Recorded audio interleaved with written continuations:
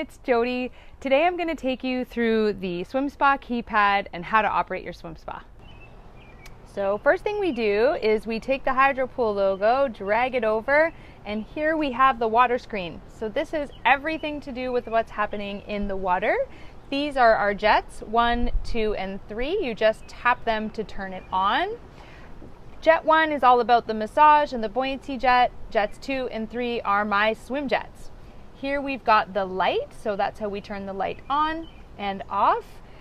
This is our temperature. Right now my swim spa is 93 degrees, although I do have it set at 84 for swimming. And then over here we have our maintenance screen. So this is where we get into all things maintenance. I'm going to show you some of the everyday things that I like to use. So we've got the keypad. Right now I've got it set in normal, but what we can also do if I want to control from inside the swim spa is switch it to inverted. So that turns it upside down. And to get it back, I just hit display and back to normal.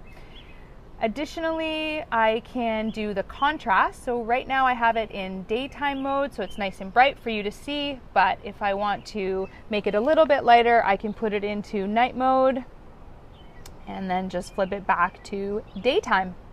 I can also change the temperature units. We keep ours in Fahrenheit, but very simple to turn it to Celsius. Another thing that I use when we are maintaining is I will go to maintenance. If I want to add chlorine or change the filter or even drain it, I will just hit standby, which puts it into standby mode. When I'm done doing the standby, I just come back here and hit cancel. One more thing you can do is come over here into settings, hit keypad, and come all the way down to the bottom where you see keypad color. And here you can customize it to make it your own. Of course, I'm going to put mine in pink because that's Mike's favorite color. So those are just a few controls that I use on the swim spa. I hope you found that helpful. If you want to check out more info, head to the Hydropool website.